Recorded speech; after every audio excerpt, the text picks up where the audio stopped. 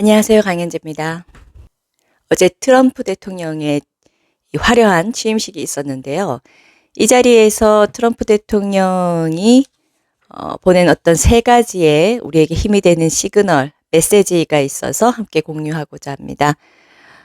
첫 번째로는 이 트럼프 대통령이 지금 현재 한국 상황을 얼마나 예의주시하고 있냐, 관심을 가지고 있냐에 대한 부분입니다.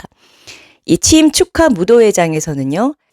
세계 여러 나라에 주둔해 있는 이 미국 군대들과 돌아가면서 이 화상통화를 하는 자리가 이루어졌는데요. 가장 첫 번째로 트럼프는 주한 미군과의 화상통화를 선택했습니다. 이것이 뭐 별 의미 없다라고 볼 수도 있겠지만 이 트럼프 대통령의 취임식과 관련하여 어떤 메시지, 어떤 제스처를 트럼프 대통령이 취하는가에 대해서는 전 세계가 촉각을 곤두세우고 있죠. 작은 메시지, 작은 몸짓 하나도 결코 이 타 국가에서는 가볍게 여길 수가 없는 겁니다. 그런 상황에서 많은 해외에 주둔하고 있는 군대 중에서도 첫 번째로 주한 미군을 선택했다는 것은 트럼프 대통령이 중요하게 예의주시하고 있는 국가가 누구인지, 어딘지를 보여준다라고 저는 생각합니다.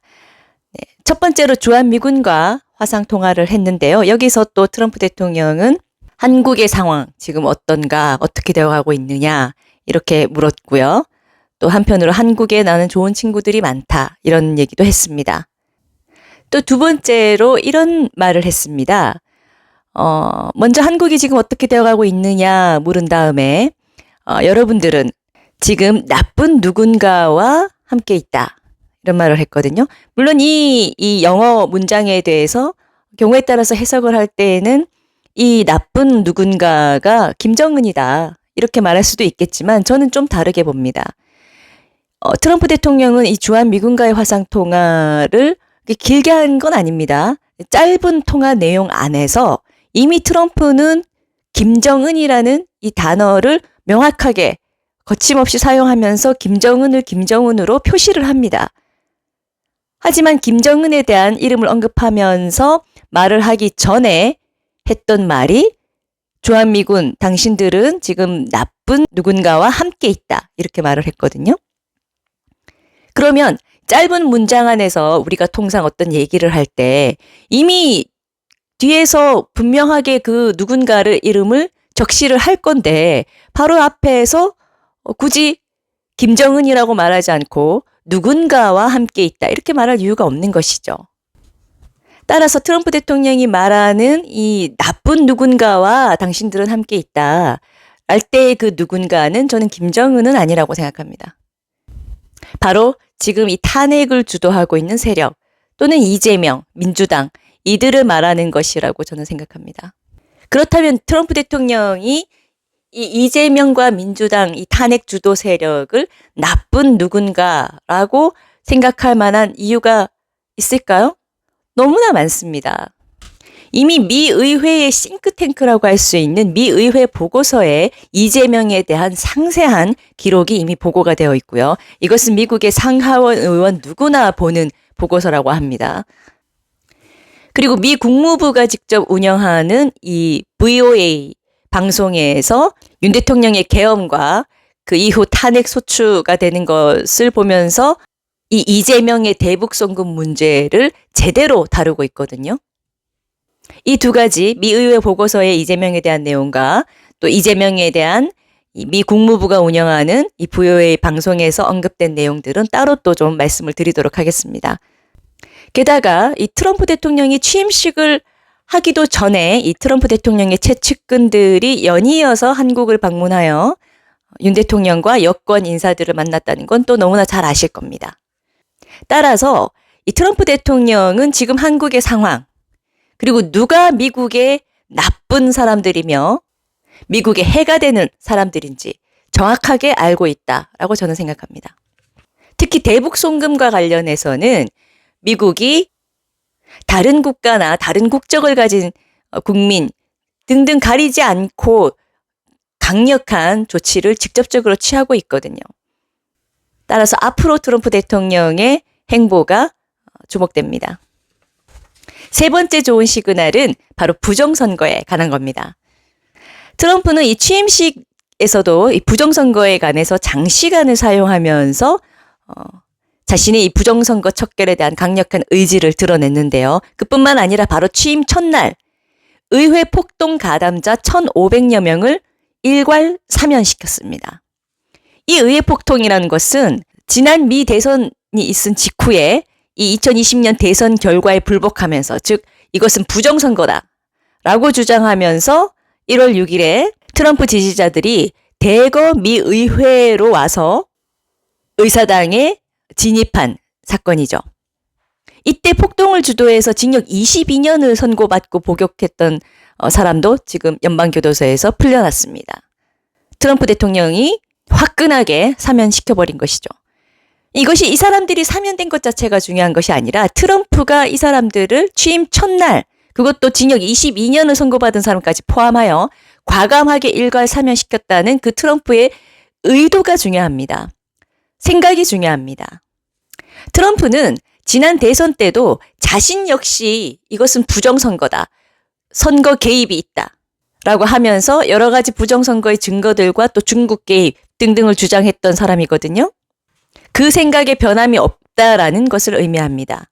이번 사면은 그 생각에 변함이 없고 오히려 그때 미 의회를 점거했던 사람들이 비록 판결을 통해 유죄 판결을 받았지만 부정선거라는 있을 수 없는 부정의에 대항하여 싸운 사람들이다라는 메시지를 전 미국에 명확히 밝힌 것이죠. 자, 그러면 지금 우리나라에서도 부정선거가 이슈로 떠올랐는데요. 윤 대통령의 계엄 선포로 인해서 모든 국민들이 관심을 갖고 있습니다. 또한 헌법재판소에서 윤 대통령의 계엄이 탄핵을 받을 사유인가를 심판하는 데 있어서도 핵심 이슈입니다. 자, 천조국인 미국도 선거 개입을 당했다.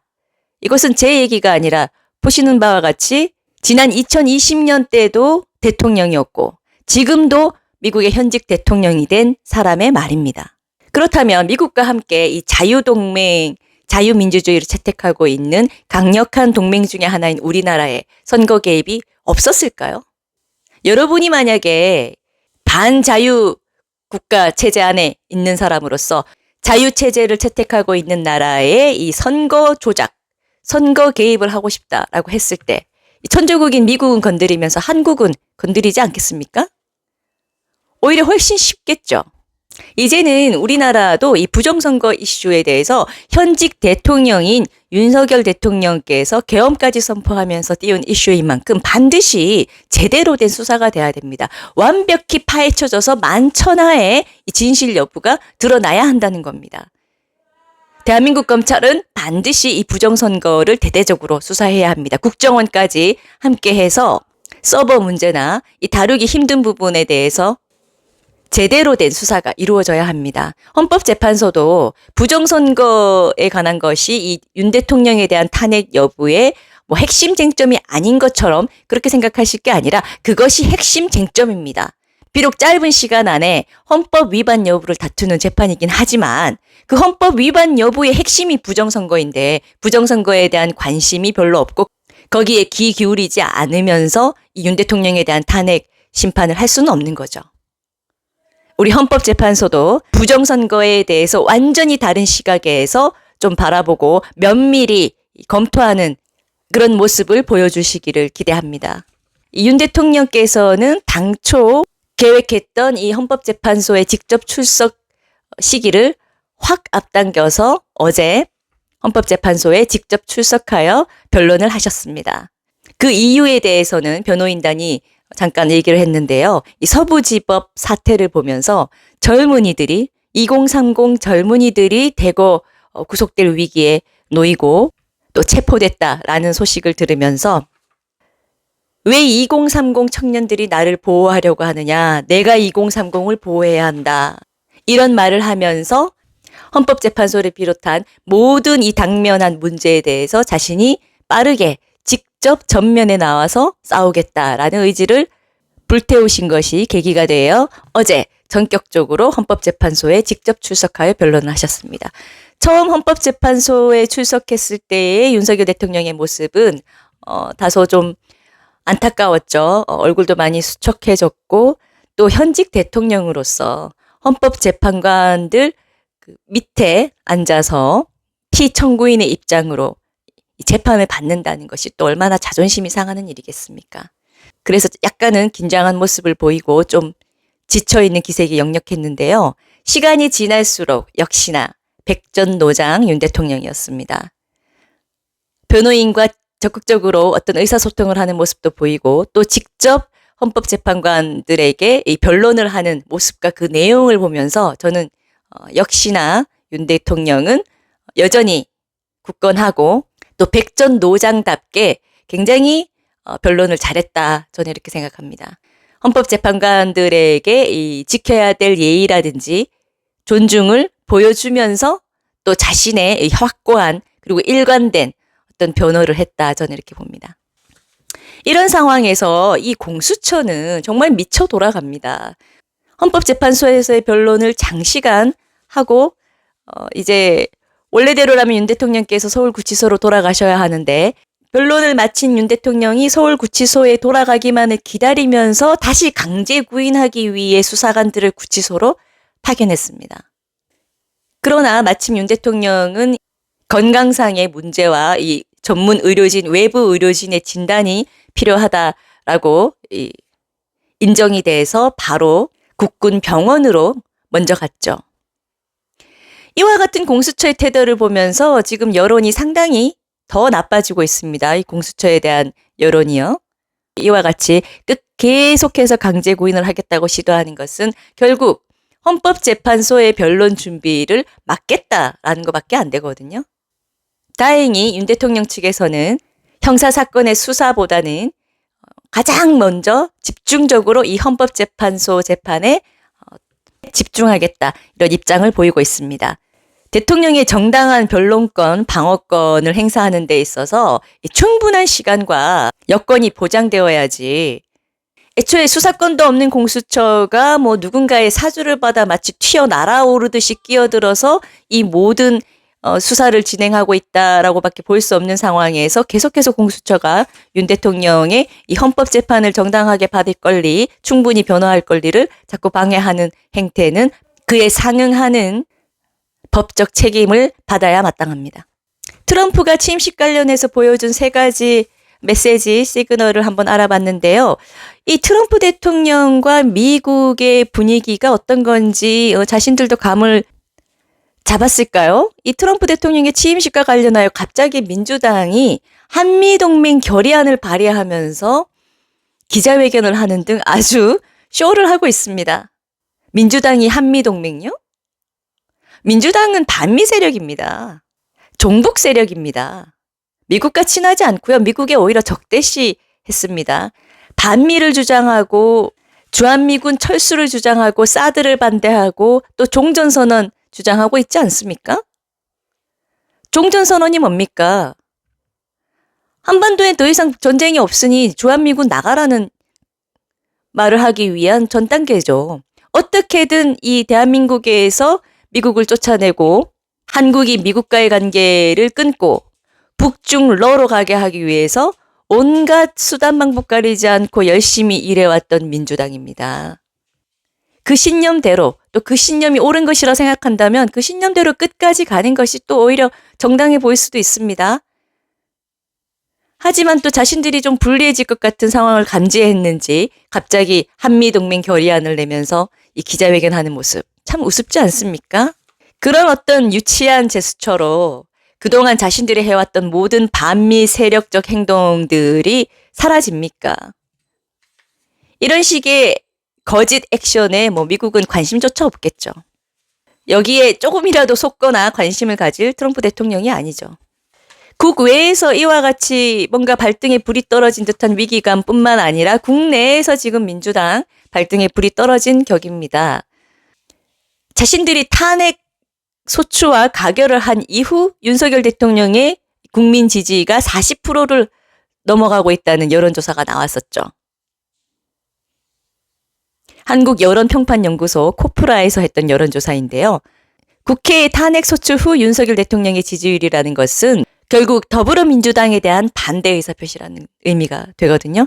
그러니까 이것이 못내 못마땅했는지 여론조사 검증 및 제도 개선 특별위원회라는 걸 또 출범을 했어요. 민주당 내에서. 그리고 이 코프라 한국여론평판연구소의 여론조사 등에 대한 조치들을 한답니다.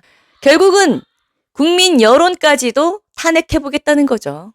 이 탄핵 중독. 자기들의 생각과 다른 것은 어떻게 해서든 다 강압적으로 막고 없애고 괴롭히겠다. 참 얼마나 오만한 권력이고 상식과 법과 양심과 헌법 정신이 없으면 표면적으로는 이와 같은 여론조사 결과를 발표한 이 여론조사 기관에 대한 조치라고 하지만 그 본질에 있어서는 이 우리 대한민국 국민들이 무조건 자기들이 하는 일이 옳다고 박수를 쳐야 하는데 그렇지 않은 것에 대해서 화가 나는 겁니다. 그래서 인정 못하겠다는 겁니다. 결국 국민 여론도 탄핵하겠다고 나서는 이 탄핵 중독자들인 겁니다. 그래서 이들이 중앙선거 여론조사 심의위원회에 이 코프라의 여론조사에 대해서 이의 신청을 했는데요. 이 위원회가 이의 신청을 기각했습니다. 여론을 부정하면서 극구 자신들이 잘했다라고 말하고 있는 상황에서 또 이와 같이 이의 신청까지 했는데 기각이 됐기 때문에 망신살만 제대로 뻗쳤습니다. 이재명과 이 민주당 탄핵 주도 세력이 대한민국에서 왕따가 되는 날이 얼마 남지 않았다는 생각이 듭니다. 민주당이 여론도 부정하고 싶어서 국민 여론도 탄핵하고 싶어서 이런 또 조사특별위원회 같은 걸 당내에 만들어서 여론조사 업체들을 압박하고 또 거기에 총칼을 들이밀겠다라고 하는 것과 관련해서 저는 국민의힘에서도 물론 지금 많은 의원들께서 열심히 싸워주고 계십니다만 이 대통령이 헌법재판소의 심판을 받고 있는 상황에 있기 때문에 뭐 개헌이라든지 뭐 중도라든지 이렇게 전열을 흐트리는 때에 맞지 않는 그런 주장들은 좀 당내에서 관리를 하고 통제를 하고 지금은 한 목소리로 대통령의 계엄은 정당했다. 내지는 적어도 대통령은 탄핵받을 일을 하지 않았다라는 것에 대해서 좀 백업을 확실하게 해줄 수 있으면 좋겠습니다. 민주당처럼 지금이라도 대통령의 계엄 사유 두 가지인 부정선거에 대한 조사단, 조사위원회, 대한민국 내 종북 간첩의 실태에 대한 조사위원회 이런 것들을 좀 빨리빨리 만들어서 물론 그 안에서 얼마나 실효적인 것들을 얻을 수 있느냐는 둘째 문제고요. 그런 액션을 취하는 것만으로도 그렇게 국민의힘 의원들이 똘똘 뭉쳐서 딴 길로 새지 마시고 동상삼몽 꾸지 마시고 지금은 오로지 윤 대통령이 탄핵되지 않고 돌아오게 하는 거 거기에만 좀 집중하는 모습을 보여주시면 국민들이 보기에도 그렇고 또 헌법재판소 역시 이 계엄의 본질에 대해서 좀 더 각성하고 바라보지 않을까 거기에 도움이 되지 않을까 이런 생각을 합니다.